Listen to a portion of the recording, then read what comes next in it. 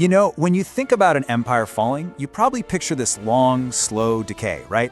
But what if I told you a 400-year-old empire could crumble in just a few days, on one single battlefield?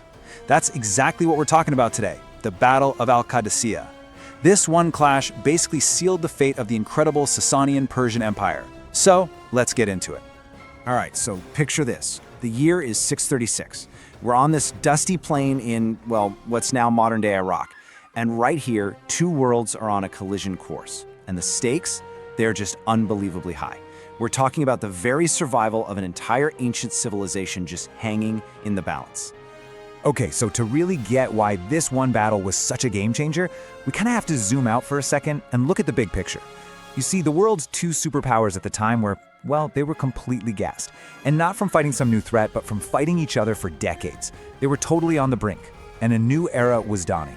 Yeah, for decades. I mean, literally decades. The two heavyweights of the ancient world, the Byzantine Empire, that's the Eastern Romans, and the Sasanian Persian Empire had been locked in this just brutal, drawn-out war.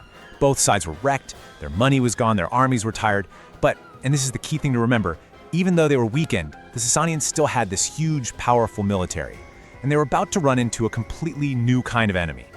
And look, we're not talking about some small regional kingdom here. The Sasanian Empire was a big deal.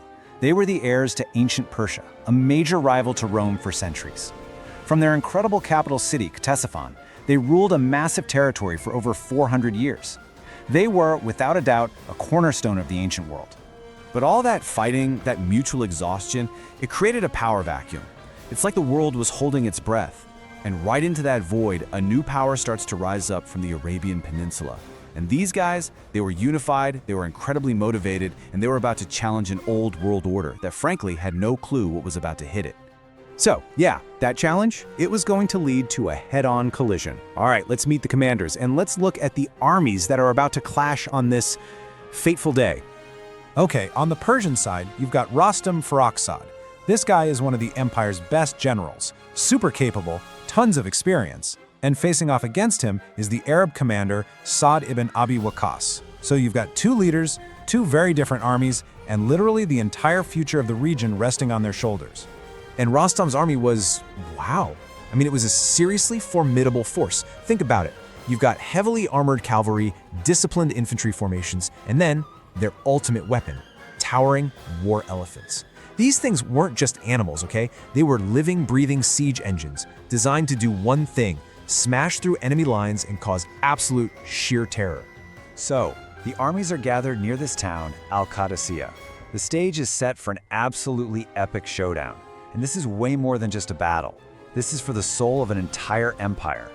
And on day one, the Persian plan works. Like, perfectly.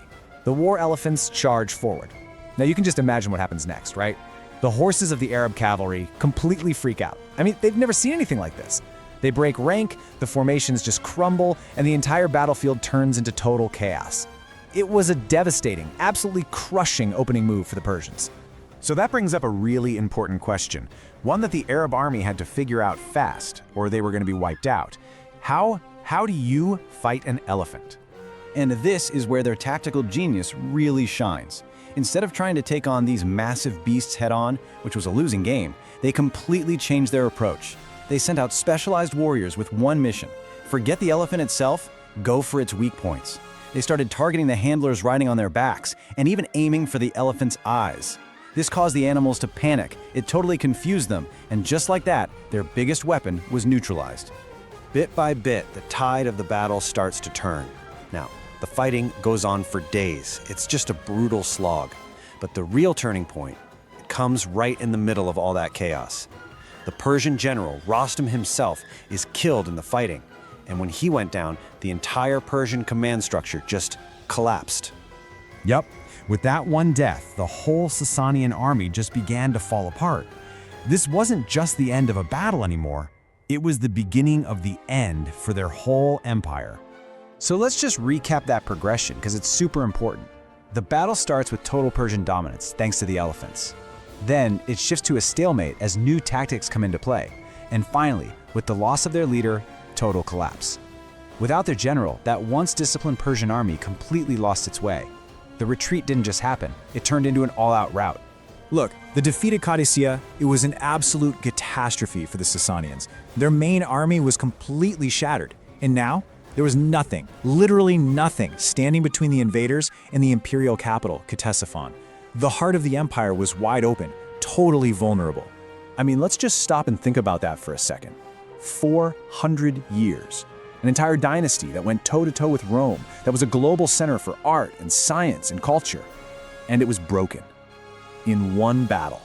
This wasn't just some political shuffle. This was a fundamental shift that would redraw the cultural and religious map of the world forever.